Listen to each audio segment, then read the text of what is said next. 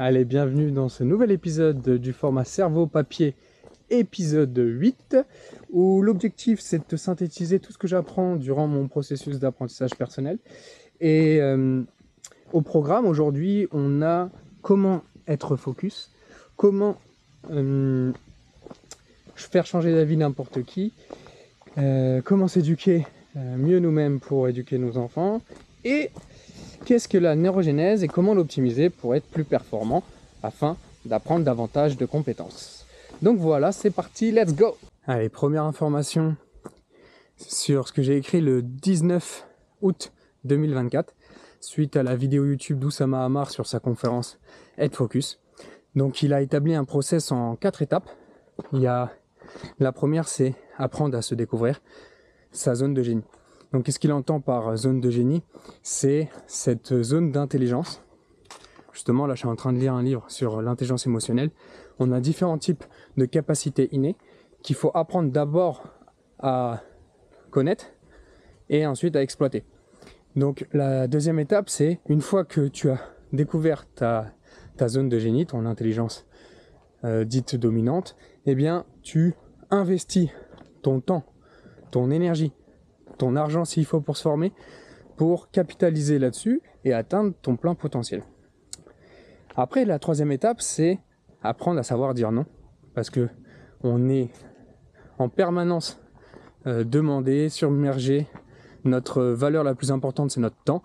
Donc, une fois qu'on sait là où on peut être le plus efficace, eh bien, quand la demande n'est pas en phase avec ça, il faut savoir décliner l'offre. Et ce qui va nous faire gagner énormément de temps et donc du coup pouvoir réinvestir sur ce qu'on peut apporter de plus pour nos objectifs. Et la quatrième étape, c'est répéter le processus, tout simplement. Donc concrètement, par exemple pour ma personne, c'est la triptyque apprendre, appliquer, transmettre. Donc je suis dans ce processus d'apprentissage personnel où chaque jour j'apprends, donc là ça se concrétise avec mon cerveau papier, j'essaye de l'appliquer directement à ma vie et j'en synthétise les choses qui peuvent être utiles pour d'autres personnes afin de transmettre pour apporter une valeur ajoutée au plus de monde possible. Donc ça m'amène de l'épanouissement personnel et cette sensation de contribution justement à la société et d'apporter une valeur augmentée, une valeur ajoutée aux gens. Donc tout simplement la définition du bien-être. Deuxième information que j'ai écrite le lendemain, le 20 août 2024, sur la neurogénèse. Qu'est-ce que c'est? Donc en fait c'est la neuroplasticité. C'est une partie qu'on a dans le cerveau qui s'appelle l'hippocampe, qui est responsable de la mémorisation à long terme, de l'apprentissage et de savoir s'orienter dans un espace. Eh bien on s'est aperçu, là je te fais rapidement un débrief, c'est que on pensait qu'avant le cerveau était mature à l'âge adulte et qu'il ne changeait très peu. Alors qu'en fait, d'après les expériences scientifiques récentes, on voit que le cerveau peut être malléable. Donc tu peux continuer d'apprendre peu importe ton âge, c'est pas une excuse. Et ça c'est justement dû à cette neuroplasticité avec l'hippocampe qui est modelable. Et donc du coup, si chaque jour tu apprends des nouvelles compétences, des nouvelles choses, ton cerveau il va acquérir de nouveaux savoirs. Et ça, comment tu peux l'optimiser? Ça passe par apprendre chaque jour quelque chose de nouveau, se stimuler par des entraînements cognitifs. Donc ça peut être jouer aux échecs. Là, moi, je joue à Othello, par exemple, tous les jours. C'est aussi, on va dire, faire de l'activité physique régulière pour oxygéner le cerveau, avoir en fait tout simplement une bonne hygiène de vie avec le sommeil, l'alimentation saine et variée et optimisée en oméga 3 pour les bons lipides. Et voilà, c'est déjà pas mal si tu axes là-dessus pour optimiser justement ta neurogénèse pour apprendre plus efficacement et plus rapidement de nouvelles compétences. Et en fait, ça casse le mythe de « Ah, j'en suis pas capable, j'ai toujours été comme ça, donc c'est pas possible ». Donc là, moi je vais essayer, justement, j'avais cette croyance limitante, je ne peux pas apprendre anglais, je suis trop nul en langue. Et bien là, je commence ce processus d'apprentissage personnel, qui va durer plus ou moins longtemps, mais pour prouver que la neurogénèse peut m'amener à casser ces croyances limitantes, eh bien je commence ce processus d'apprentissage de cette nouvelle langue. Affaire à suivre. Allez, on enchaîne avec l'information suivante, qui est issue du livre « Comment faire changer d'avis n'importe qui ». Pareil, il a mis un process en plusieurs étapes, où l'objectif c'est d'identifier la racine du problème pour lever les freins au changement. Et la première étape, en fait, c'est ce qu'il appelle la réactance. C'est d'amener la personne à avoir le choix. Donc il appelle ça laisser le choix, là, proposer un menu de décision pour que sa décision vienne de sa personne et non pas d'un ordre ou d'une injonction. Il dit poser des questions plutôt que des injonctions, parce qu'on sait très bien qu'on n'aime pas forcément... Ah, la petite alarme, bon on va faire demi-tour.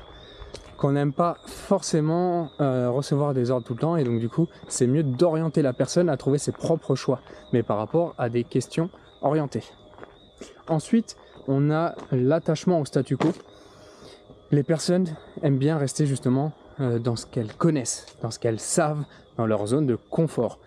Et pour ça, pour essayer d'enlever ce biais cognitif, c'est de montrer tout ce qu'ils peuvent perdre. L'aversion à la perte, c'est un autre biais cognitif où en fait, quand on monte tout ce qu'on peut perdre en ne changeant pas, eh bien peut-être que la personne va avoir ce déclic-là. Au lieu de dire regarde tout ce que tu peux gagner, elle est plus sensible à ce qu'elle peut perdre, à rester dans l'inaction. Ensuite, la troisième étape, c'est réduire la distance. Donc réduire la distance entre ta personne et ton interlocuteur. Trouver un terrain d'entente. Donc ce qu'il appelle les relations win-win. Donc gagnant-gagnant, l'objectif c'est vraiment de trouver un compromis. Qu'est-ce que je peux t'apporter et qu'est-ce que tu peux m'apporter, au lieu de qu'est-ce que je peux te prendre pour que tu m'apportes quelque chose. Et la dernière étape, c'est l'incertitude. Lever ces fameux freins à l'action, au passage à l'action. Donc lui, dans les entreprises, il parle de freemium. On connaît tous le fait que pour exploiter un service, une application, eh ben on a, on va dire, les 30 premiers jours gratuits pour justement essayer le produit et ensuite l'adopter. En fait, c'est laisser la réversibilité du choix. Parce que souvent, on a ce peur de passage à l'action, de faire le mauvais choix. Mais si on amène cette réversibilité-là, eh ben, il n'y a plus de questions à se poser. Donc voilà. Et dernière info que j'ai écrite le 21 août 2024, c'est sur le livre Chasseur-cueilleur parent. Tout simplement, en fait, pour mieux s'éduquer soi-même et que ça impacte l'éducation de nos enfants. C'est une chercheuse qui est allée vivre en immersion dans différentes civilisations de chasseurs-cueilleurs pour voir comment ils éduquent leurs enfants, parce qu'elle s'est rendue compte que leurs enfants étaient, comme elle dit, acomedido. C'est vraiment l'art d'être serviable, de la serviabilité. Et donc elle a pareil fait un process qu'elle a appelé team. Donc dans un premier temps, en fait, c'est le T de team, tendre camaraderie, c'est faire ensemble, faire découvrir les différents loisirs des adultes pour immerger l'enfant dans le monde de l'adulte. Et non pas justement faire des activités auto-centrées sur des activités d'enfant, mais d'amener l'enfant à être de plus en plus responsable dans le monde des adultes. De l'inclure. Le E de encouragement, donc là c'est vraiment poser encore une fois des questions plutôt que des injonctions pour parce que les enfants, plus ils reçoivent d'ordre, plus ils sont en confrontation et moins ils sont dans la collaboration. Donc amener cette coopération avec ces formes de questions. Le A de autonomie, donc là il faut savoir les responsabiliser et les rendre indépendants, parce que justement c'est comme ça qu'ils apprennent en faisant. Et là je vais revenir sur la méthode après. Et le M, c'est le minimum d'ingérence, c'est d'être observateur, d'être en retrait, avoir une observation active au cas où s'il fait des bêtises, mais de laisser faire dans un premier temps au lieu de ne pas intervenir directement. Il faut qu'il fasse ses propres expériences. Et donc la méthode, c'est en 3 points. La pratique, il faut laisser faire pour qu'il fasse ses propres expériences. Ensuite, si vous êtes intéressé par justement cette méthode d'éducation, je vous invite vraiment de lire le livre, parce que là c'est très caricatural, très résumé, mais ça peut être un bon point d'approche. Le 2 c'est l'exemple, montrer l'exemple, en fait, inciter au changement par l'exemplarité, au lieu de préconiser de faire quelque chose et de ne pas le tenir soi-même. Et enfin, le 3, c'est la reconnaissance, différent de la récompense. Souvent, on a trop tendance à récompenser l'enfant par rapport à ce qu'il fait, mais plutôt d'être reconnaissant par rapport à ce qu'il apporte à la contribution de la communauté, de la famille, avec les différents rôles qu'il a endossés. Donc avec des attentions positives et pourquoi pas aussi ce qui marche bien avec le contact. Donc voilà, l'objectif c'est pour mieux éduquer nos enfants, éduquons nous-mêmes, éduquons d'abord nous-mêmes pour montrer l'exemple, travailler sur notre maîtrise de soi pour que l'enfant ait vraiment une source d'inspiration. Donc voilà pour aujourd'hui, on essaye encore de s'améliorer sur la qualité de transmission des informations, d'être plus synthétique et plus clair, mais ça fait partie du processus d'apprentissage, je me fais pas de soucis. Merci à ceux qui sont restés jusque là, et je vous dis à la semaine prochaine pour un nouvel épisode. Allez, jamais parfait, toujours meilleur, let's go!